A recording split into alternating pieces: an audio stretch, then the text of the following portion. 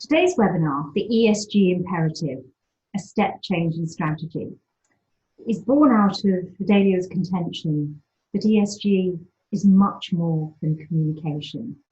And we'd like to explore this with you today, and in particular, the implications for boards and their role in strategy. We can move to the first slide, please. Stakeholders matter. That's very clear today. And the voice of stakeholders has increased in intensity and at times in anger. This has major implications for business and boards. And the examples that we're giving here are becoming increasingly interconnected. Boards are very clearly focusing upon health and safety due to COVID, and this will not go away in the short or medium term. Employment and unemployment has become a major issue for government and for companies. Diversity has shot right up the agenda once more, and many boards are looking in the mirror in the light of the Black Lives Matter campaign. And if we think about Facebook, we can see a business model that's being challenged by stakeholders. And there's also access to capital. And if we move to the next slide, we can see that funds following sustainability have increased dramatically. This is 2019. And to put this into even greater context, the UN PRI has some 2,000 signatories, $80 trillion under management. And the first principle of UN PRI is we will incorporate ESG issues into investment analysis and decision-making processes. But it's more than access to capital and more than license to operate. We would argue that ESG is challenging strategy. And if we could perhaps move to the next slide, please. Many of you joined us for Fidelio's last webinar. We welcomed three very experienced chairs, Pauline van der Meermoor, Mike Clasper, and Sir Peter Gershon. And as we talked through the implications for boards arising from ESG, it became clear that many of these ESG issues are challenging strategy. And we took a poll. Our audience then included a number of chairs globally, as well as very experienced non-executive directors. And on the basis of that poll, over 80% were of the opinion that ESG would have a major impact on strategy or would lead to a complete rethink. And that brings us to today's webinar, looking at what boards can do with this premise. If we can move to the next chart, please. We've built this into our leadership grid. This is a tool that we have adapted for chairs and CEOs to think about the key bases that they need to cover in terms of ESG. And you'll see our starting point is purpose, shortly followed by strategy. This goes right to the core of how the business is run. Next chart, please. And at this point, before I introduce our key speaker today, I'd just like to reach out to the audience, and I'd welcome your feedback on this matter. Now, there isn't an easy answer to this one, but we're going to open up our first poll today with the question, who owns strategy in your organisation? A, the board, or B, the executive? If we could open the poll, please. There we go. Let's close the poll there. We've had 75% have voted, and it's interestingly, it's almost neck and neck.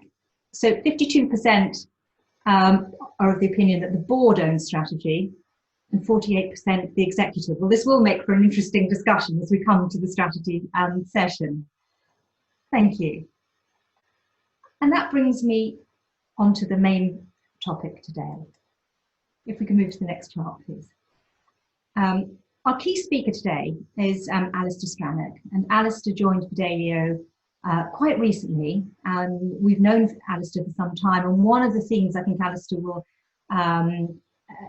emphasize is that bringing together of ESG and strategy and its importance.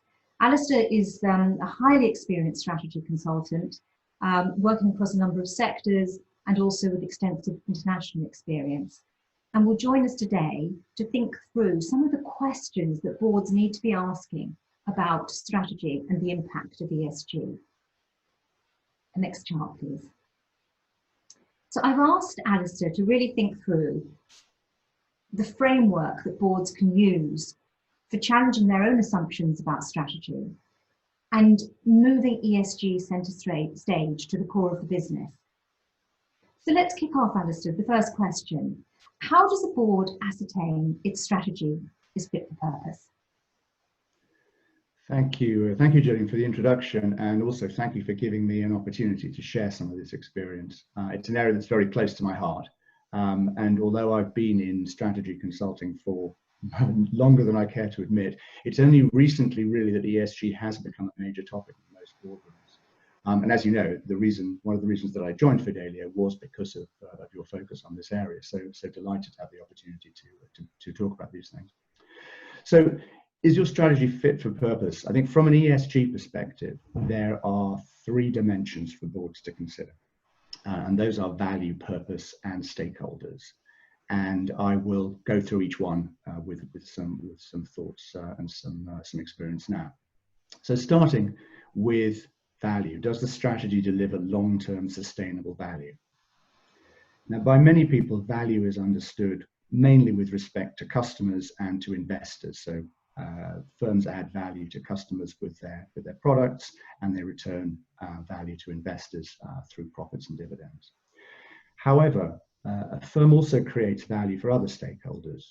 It creates jobs, it creates supply revenue, creates taxes to fund government services, something that we know a lot about now. Firms must also avoid destroying value for society through pollution, carbon emissions, and a culture of bullying, for example.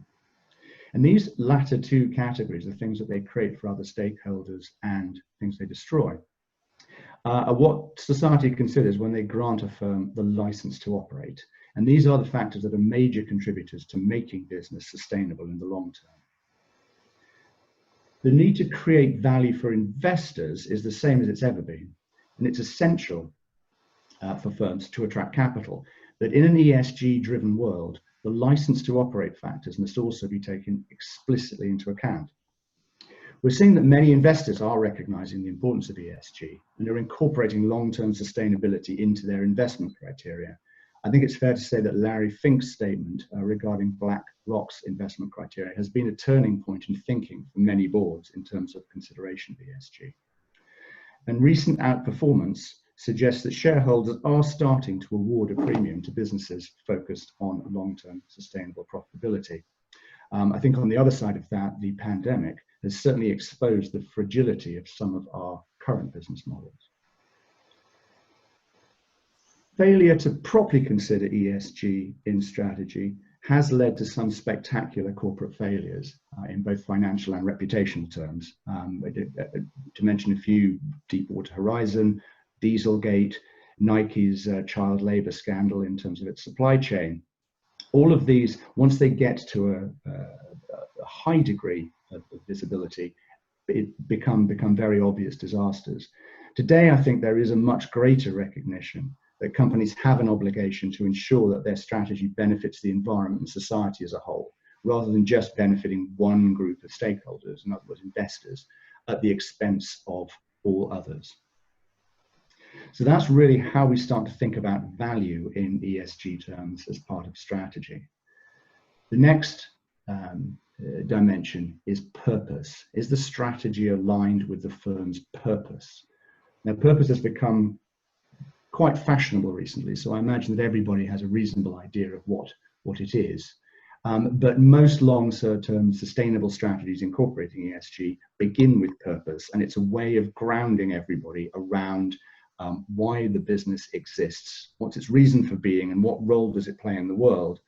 And purpose needs to be defined in terms of the benefit that it brings, that the business brings to society.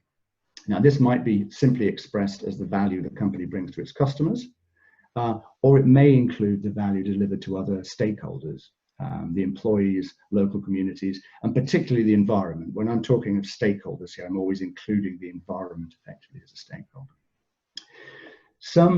Some companies have very straightforward purposes. For example, Google's is to organize the world's information and make it universally accessible and useful, which I think is a very good description of what Google does. Walmart's, again, really straight and to the point. We save people money so they can live better. Other companies include a wider consideration of stakeholders in their purpose. So, for example, Caterpillar says to enable economic growth through infrastructure and energy development and to provide solutions that support communities and protect the planet. So starting to think of some other stakeholders as important elements in their strategy. Whole Foods, as you might expect, goes the whole hog. So their purpose as an organization is to help support the health, well-being and healing of both people in terms of customers and team members and the planet. So purpose is a way of, if you like, focusing everybody's attention on what the company does and how it adds value. Delivery of purpose then is a key objective of strategy. And where purpose includes stakeholder or environmental objectives, the strategy must include allocation of appropriate resources to those ends.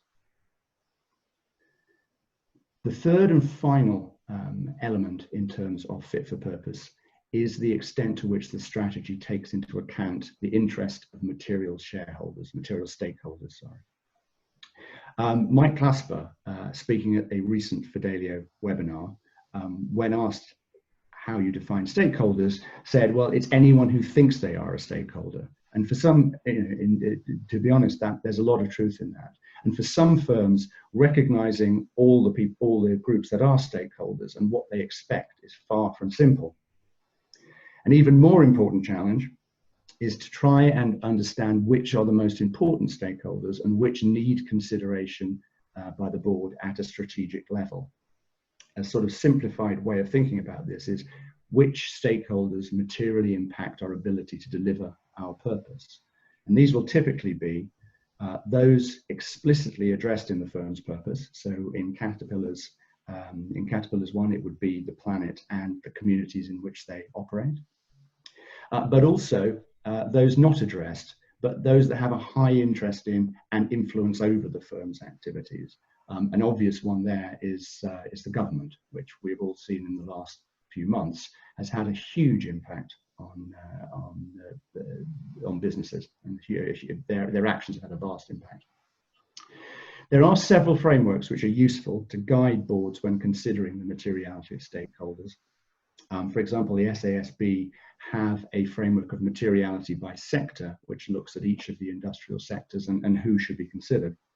And probably most famously, the United Nations Sustainable Development Goals provide a very good high-level perspective on the societal goals for each stakeholder group. And the SDGs are becoming a very helpful and increasingly used framework for ESG reporting. So that really is the three main areas, I think, that need to be considered by boards to address the questions: is your strategy fit for purpose? Thank you, Alistair. One of the points we've raised frequently is ESG is more than communication, and it does have inherent tensions and conflicts. And actually, in our last webinar, we took a case study of a runway or an airport where you'll have some stakeholders that have a vested interest to build and other stakeholders that don't. So Alistair, can you talk us through what happens in strategy formulation in terms of resolving some of these inherent, inevitable conflicts that will exist between the stakeholders of a company? Yes, certainly. In fact, that this whole need to trade off and to cope with different objectives of different stakeholders is one of the reasons that makes strategy in an ESG environment a lot more complex. And I think, as I hope we'll see, it introduces the idea why there are big advantages in the board taking a bigger role in strategy, going back to our initial poll.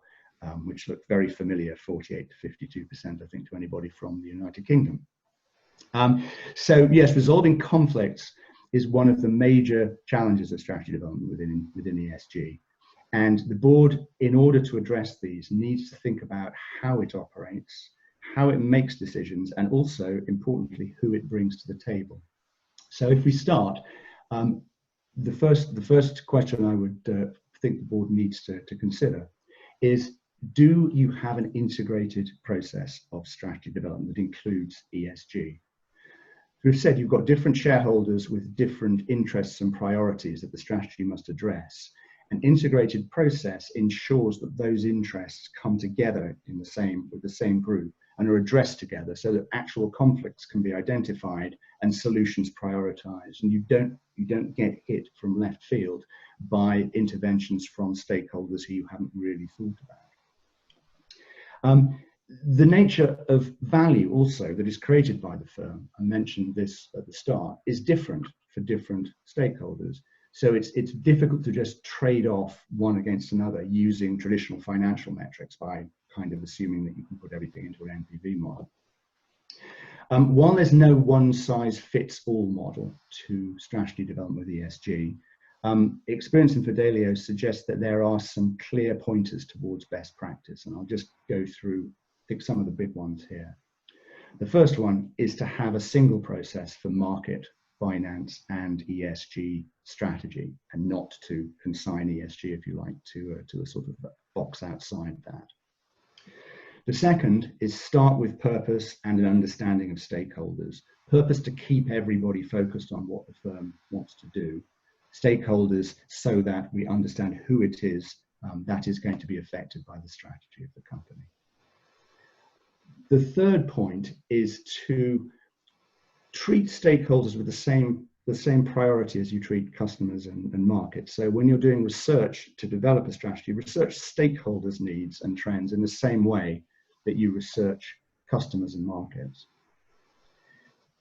The next couple of points are about the role that the board can play. Boards, certainly well-constituted boards, have a considerable breadth of experience, expertise, and perspective. And it's extremely valuable to draw upon those expertise as you develop individual elements of the strategy. So rather than the board coming in to rubber stamp a strategy, to get individual board members particularly involved where they have expertise that's relevant to the area that you're looking at. The second thing on the board is to use the board as a whole to challenge and review strategy as it develops. So make sure you've got a good, solid process of reviewing what is emerging in strategy as it's being developed, rather than waiting for everything to happen at the end. The final two things we'll address sort of at the end of this discussion are: one, make sure that you have targets and key performance indicators for all elements of the strategy, including your ESG, and ensure that all elements of the strategy are appropriately resourced, both with skills, that you've got the right skills addressing them, and with capital in terms of investment. So that, I would say, would be a starting point for a framework for boards who are developing strategy, to ensure that that process is integrated and includes ESG. The second question to ask yourself is, do we have a framework for making trade-offs? Trade-offs are inherent, and there are more of them when we're considering more stakeholders, and therefore the process becomes more complicated. Boards shouldn't shy away from their responsibility to make these difficult decisions. It's an important part of what being a member of a board is nowadays. There's no simple framework, but again, here are some pointers based on experience of what you need to think about when you're thinking about making these trade-offs. The first point I would make is that integrating ESG into the strategy process will highlight some trade-offs that have always been part of strategy development, but as changing attitudes in society and amongst investors may require a change of thinking. So things are changing, and we may need to rebalance some of the trade-offs that we make already. The first one is trade-offs between short and long-term profit. If indications that are true that investors will award premium for long-term profitability, some decisions that are made about those trade-offs are going to change. And it's certainly our experience that things are moving in the direction of shareholders valuing long-term sustainable profits over short-term sort of immediate profit. The second very important axis, which has been accentuated by the pandemic, is the trade-off of efficiency versus resilience. For a long time, globalization and a lot of other trends in strategy have been driving at the efficiency of supply chains. The pandemic has revealed that many of those supply chains had ended up to be too fragile once they were tested. The third point is an important element that comes from, or a very important element with respect to climate change, and that is we now have to internalize the costs of what until up to now have been externalities. So the cost of particularly carbon emissions or pollution, it's no longer acceptable to for firms to ignore those when thinking about profitable actions. All firms are obliged to consider those costs as part of their strategy. So there are those, I think, three main dimensions where trade-offs which we were making change because of the arrival of ESG. There are those some conflicts which are between different stakeholder interests, where a course of action will inevitably favour one and disadvantage another. In these cases, I think there are a few guidelines that boards can think about when trying to trade those things off. The first one goes back to the starting point of all this, guidance provided by purpose and stakeholder materiality. So what is your purpose? Within that purpose, how much emphasis is placed on specific stakeholders and benefits that are provided to them. The second dimension, I think, which is helpful, is while strategic goal, there are likely to be strategic goals in a lot of areas or a lot of stakeholder areas, the relative impact that a decision makes on progress towards those strategic goals is an important consideration when thinking of priorities. And I think the final thing to think about is areas where stakeholders inevitably have to suffer because of a strategic decision. What are the opportunities for mitigation against that stakeholder's interest? So how can we mitigate the damage that's done, if you like, for a particular stakeholder by us making a decision that favours another one? I think, though, the bottom line of all this is that there will be a need for trade-offs, and some stakeholders will lose out. So in the end, it does come down to the need for considerable amount of judgment on the part of the board. And that brings on to the third of these points, about who's on the board. So do we have a board with the breadth of experience and diversity of thinking that is going to make appropriate judgments? From what I said up till now, I think it's clear that the emergence of ESG as a major factor in strategy requires a rethink in the way that strategy is developed. In the UK, it's the board that has specific responsibility to establish purpose, values, strategy, and promote the company's long-term sustainable success. And I think although it may not be formalized in other jurisdictions, it's probably quite true in most places. A well-composed board can add considerable value to the strategy development process, even where it's led by the executive. In two ways. It can provide individual input in areas of expertise or experience, and collectively it can subject the strategy to thorough challenge and review. A key role, though, for the board is to be able to bring differing perspectives to bear. If you like, to be able to see strategy through different eyes and to try and get away from the kind of groupthink that where you've got everybody coming from the same perspective and then often approving things that turn out not to reflect the realities of life. So with ESG, boards have to navigate many different and often conflicting objectives. And I think in judging what is required from a board, it requires a board that is aligned in purpose, so shares a common purpose, is broad in experience, and is diverse in perspective. And the goal of that board then is to develop and embed strategies that create value across multiple dimensions, because you will be serving multiple stakeholders.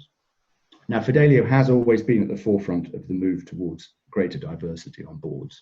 And I think that as more and more data comes in terms of the effectiveness of those boards, it's increasingly recognized that a more diverse board is more effective at making decisions in complex, multidimensional environments. I don't know, Gillian, you are probably the expert in this, if you'd like to add anything to that thought. Thank you, Alistair. I think it's very exciting that you're making this explicit link between diversity and strategy. There's something very evident about the ability to bring a fresh pair of eyes, a different perspective, different experience to strategy formulation. And I think in today's world, when so much is changing and so radically different perspectives need to be taken into account, nothing can be more helpful than actually having this input as you're building strategy. And I think we've added here judgment, agility, and resilience. Those who joined us on the last webinar will have heard the chairs all speaking about how they were building their boards, the skills that they were looking for. And actually you were seeing this triangle of the ability to make tough decisions, agility of thinking and agility of action, and resilience. And it's a theme we will come back to. But thank you, Alistair, for making that very explicit link. And before I move to the next section, could I just ask, we do have time at the end for your questions, and we do very much want to open up the dialogue. So please do use the Q&A function that's available. We are recording this webinar, so if you prefer that your question remains anonymous, please send it anonymously. Otherwise, we will attribute it. And then moving on to the third part of today's webinar. That was a really interesting split between the board and the executive, and where does accountability sit for strategy. When we look at embedding strategy and ESG into the organisation, what are some of the questions, Alistair, that the board should be addressing to actually make sure that it doesn't remain theoretical and high level, but is lived and breathed throughout the company? Right. I think there are, this is a more difficult one, because typically as strategy moves into implementation, obviously the whip hand is taken by the executive as it rolls it out through the company. But there are, I think, three principal areas where the board can play a major role in embedding ESG strategy. And these are in selection of metrics, in executive incentives, which obviously is very much part of the board's role, and in stakeholder communications, or at least overseeing stakeholder communications. So I'll take each of those in turn. The first one is, do we have realistic key performance indicators to manage progress, to measure progress towards ESG goals? Now, pretty well all ESG targets are quantifiable, can be measured robustly, and benchmarked against peer performance. Now, boards don't need to be expert at doing this. There's a lot of consultants that can help you with it, but do need to understand how to use KPIs effectively in overseeing the implementation of strategy. And the key to success in this, as in a lot of things, is to identify those measures that are really most material to the delivery of strategy, and ensuring that the board receives those that information on a regular basis and can use it to monitor how well strategy is being delivered. Reporting standards for ESG are emerging, particularly in the climate change area, and are in the process of being mandated by financial markets. So up until now, I think it's fair to say that there were many varied and differing ways of measuring some of this progress. That is starting to standardize, and I think that will help boards to be able to pick on the metrics that they want to use to oversee their own strategic progress. At the moment, assurance is at a much earlier stage of development. The idea that we can get a third party kind an assurance agent in to validate that the data that we're using is correct. The closest we have is the sustainability agency ratings from people like MSCI. But those are often, I mean, most of those systems are currently proprietary, and often if you get ratings from two different agencies, they have very different views on a company. A key challenge actually with ESG metrics is that unlike financial performance, they're not intercomparable.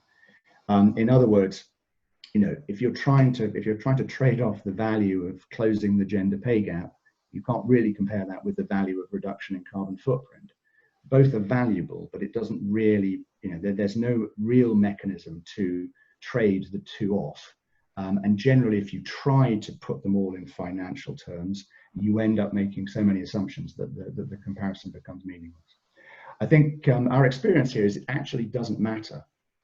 You know, board level KPIs are used to measure progress at implementing the key strategies of the organization, whether they're comparable or not. They're going alongside each other, and setting KPI targets can be done quite easily by making them either in line with peer companies through benchmarking, either your actual sector peers or just companies that have some of the same principles and some of the same purposes, or against broader societal requirements. Many, particularly climate change targets now, are being increasingly set out by governments as they try and work out how they're going to bring the whole of society towards, for example, zero carbon.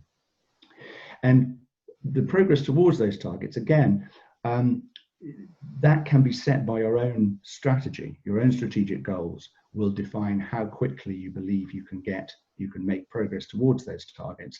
And it's possible to set that out and then monitor over time against how you're performing against targets. So, as I said, I think is to work out what are the most material targets and to make sure that those are the ones that you're getting and that they are reliable. The second issue that concerns the board then is, are executive incentives aligned with the achievement of ESG goals? And once you've got them to the stage where the goals and progress towards them are quantified, there's no reason they can't be incorporated into executive remuneration in broadly the same manner as financial targets. Although, as I mentioned earlier, assurance on that currently remains challenging. It's difficult to have them validated, and obviously once they affect remuneration, it's important that there is appropriate assurance there. The relative weight given to ESG versus financial targets is a matter for the board's judgment, but should at least be set so that failure to meet either materially impacts remuneration. So it's important to ensure they are important enough that by not achieving your targets, it does hit you in your pocketbook.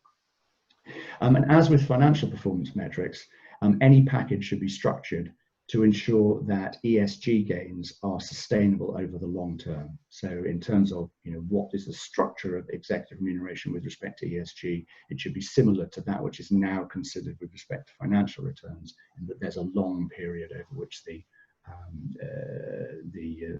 package has to be vested. So the final area, or the third area here to consider, is the board needs to make sure that there's a regular and coherent communication of progress on ESG to all stakeholders.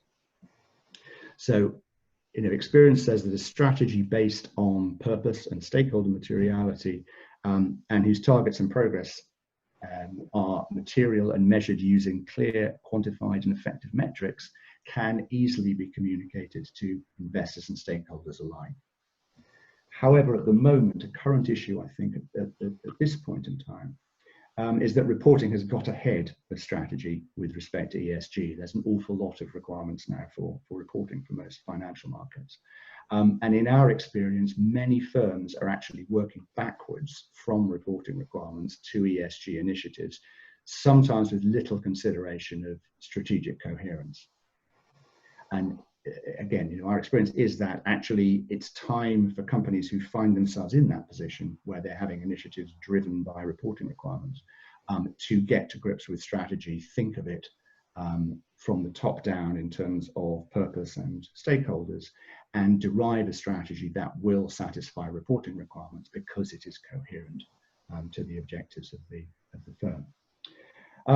So anyway, finally then, Gillian, I guess to sum up, you know, ESG is not just a communications burden, but it needs to be at the heart of strategy.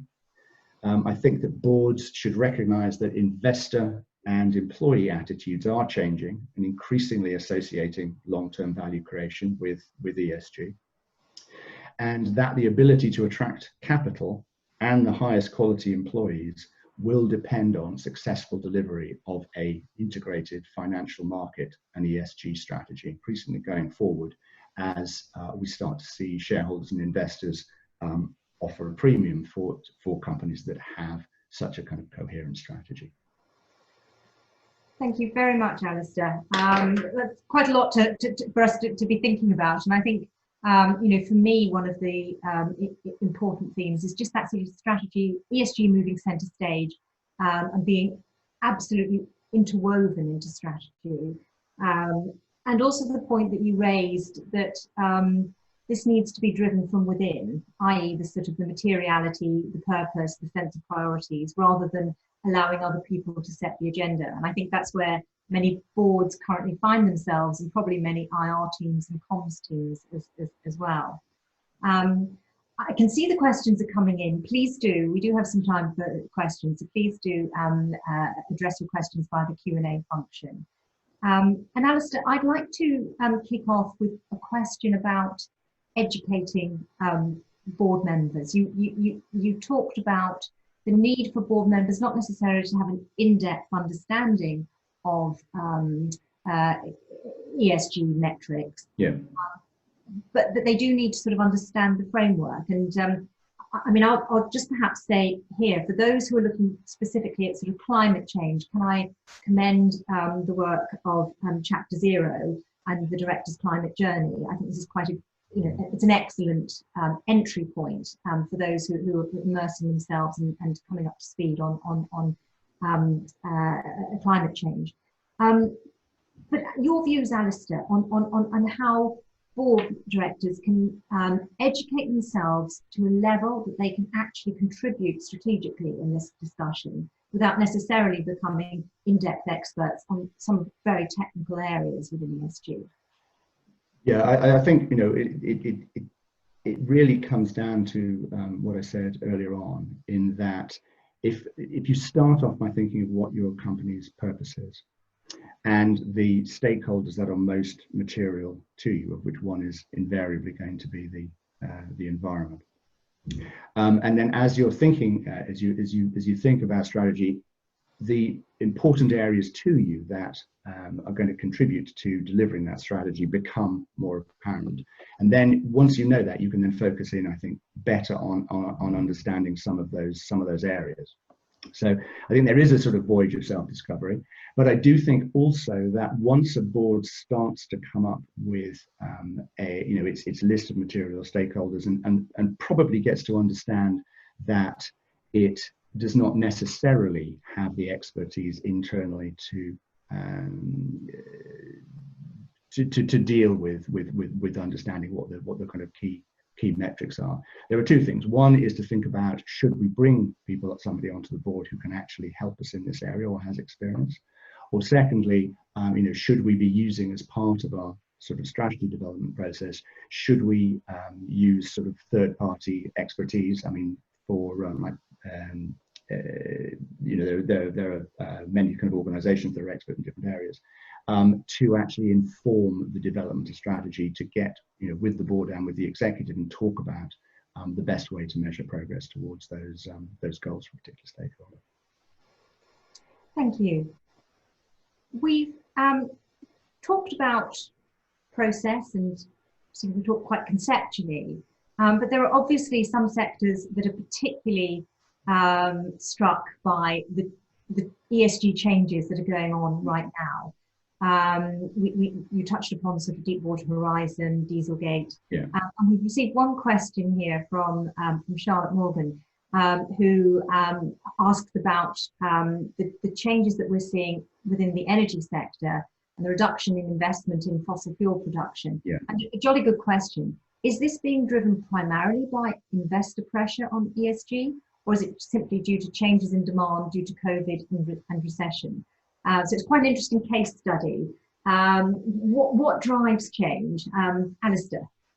Well, I mean, in terms of the energy markets, there are quite a lot of factors driving change. You know, over the long term, if we take out the COVID piece altogether, in the long term, there is a societal move that says burning fossil fuels to create energy is a horrifically polluting thing to do, and so there's been a move for a long time away from fossil fuel produced energy. And one of the consequences of that, even without ESG, is that alternatives are becoming much less expensive, and therefore, from an economics point of view, are becoming much more attractive to adopt. So, in a way, on the fossil fuel for energy front, I think there is both an economic and a social headwind or tailwind, behind that process. I'm not, I think in terms of the COVID thing, what COVID has done by reducing economic activity so dramatically, and particularly, but particularly this is, it's almost more driven by kind of transportation. It has, if you like, shown us what the atmosphere could be like if we did burn less fossil fuels and use less petrol-driven cars and things.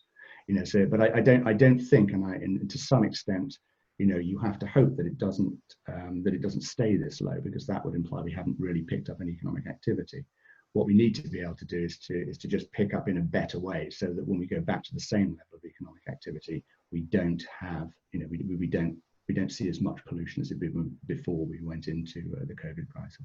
I think those on the call who are living in the UK will have heard a lot about Build Back Better today, and it's I guess, but it's clearly hugely important. And I think, Charlotte, the other thing that we're seeing is both an acceleration of trends and an intertwining of trends. And I think that's what's making ESG probably so difficult for companies to get their arms around, but also so urgent and so pressing. I have a question here from Elizabeth Stearman on the prioritization and the importance of ESG on the board agenda. Mm-hmm.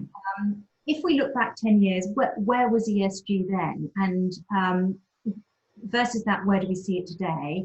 And your forecast, your prognosis, Alistair, where we'll be in 10 years' time? Wow. Well, the first one is relatively easy. If I look 10 years back, other than on a very small number, or for a very small number of companies who are somewhat evangelical about it, I don't think it was a big issue on most boards. Certainly my experience of strategy consulting to boards, it was hardly ever mentioned.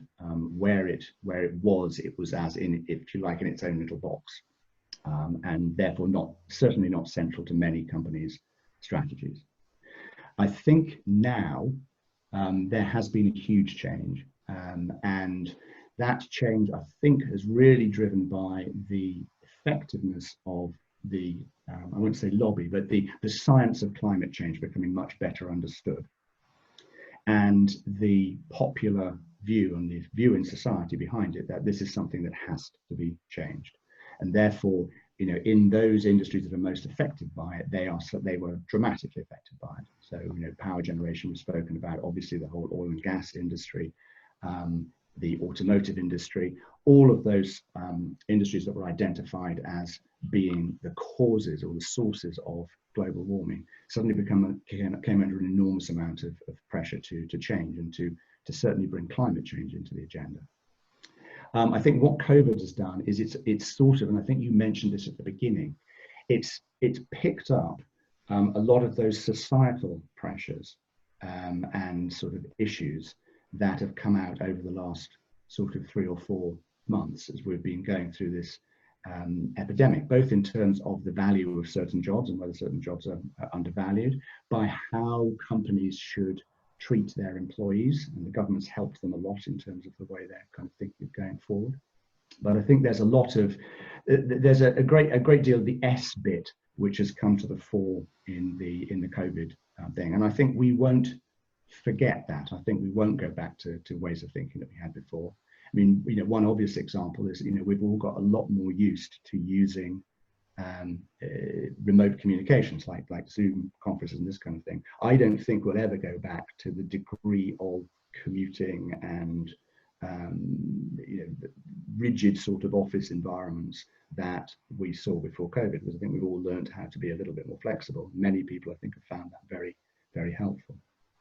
The final thing, going forward in 10 years' time, I would obviously expect and very much hope to see that companies will integrate ESG into all of their strategic thinking. And I would hope to see the investment community follow through on the moves that it's been making in the last few years to value long-term sustainable shareholder value and provide premiums to companies that provide it. And so, you know, if all of that stuff comes together, then I think, you know, we've got a good chance of actually finding a new and much more sustainable way of delivering value through capitalism than we have done perhaps in the last 10 years. Thank you, Alistair. I'm going to take one final question, and I'm going to rather cheekily have a stab at answering this question and then ask Alistair if he can add anything. It's from Julia Fitzpatrick, and thank you, Julia, for the question. It asks whether, in our opinion, do we find that listed companies are better at or in the forefront and focusing on ESG topics, and what can non-listed companies do to be incentivized to move ESG into a more strategic focus? And just from the work that we're doing in terms of sort of board evaluation, for example, yes, we've very much seen the focus on quoted companies because there are so many pressures, there's so much scrutiny, there is a higher level of account. And this has certainly been, you know, generally, if you look at disclosure for quoted companies, it is more extensive. And the sort of the thinking on ESG is much more public. Having said that, we are seeing that, you know, a lot of the initiatives that are being rolled out are no longer solely focused on quoted companies. So the gender pay gap, for example, in the UK doesn't focus just on quoted companies. And if we look at all the work that's being done on climate change, it's certainly extending way beyond the sort of the quoted sector. And so I think some of those sort of pressures and scrutiny are very deliberately being extended to privately held companies and private organisations. And I think this is a trend that we probably will continue to see. I also think that we've talked a lot about the sort of the pressures, but there's also the opportunities. And I think for many companies, whether quoted or unquoted, the opportunities of being in the vanguard and being at the forefront and a winner in terms of ESG, kind of above the line, as Mark Carney would say, are a powerful incentive. So I think this is a moving picture and not quite as sort of black and white as it might have been 2 or 3 years ago. Alistair, I don't know if you wanted to add anything there. Yeah, I think I broadly agree with you. And one of the areas you have to remember that G is governance in ESG.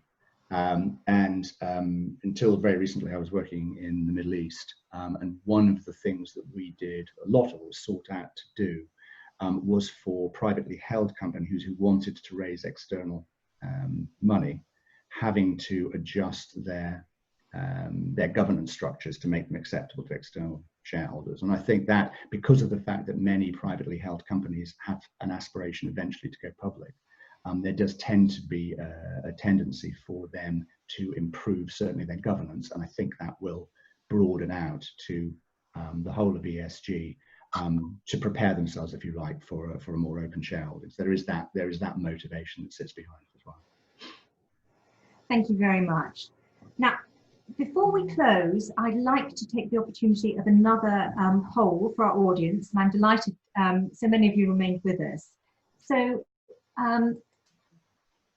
after hearing Alistair's perspective on how to embed ESG into the process, the formulation of strategy, reflecting on your own boards, how well equipped do you think your board is to oversee the strategic changes necessary to build back better? A, fully equipped. B, need to make some changes. C, needs a complete rethink. So if we could open up the poll to how ready is your board to oversee the strategic changes necessary to build back better? So let's close the poll there. And yeah, interesting. So 13% think the board is fully equipped, and I'm delighted to hear that. 67% feel that there need to be some changes, and 21%, which is quite radical, feel that there needs to be a complete rethink. And to be honest, I suspect that ESG may well move more companies into that space C. If we go back to the chart almost at the beginning where we were looking at those headlines shouting about the need for business, risk to business model and change to the business model. So what I'd like to do is now just bring the webinar to a close. I'd like to thank you all very much for joining us and for your excellent questions today. If you have any follow-up questions, please don't hesitate to get in touch with either Alistair or myself.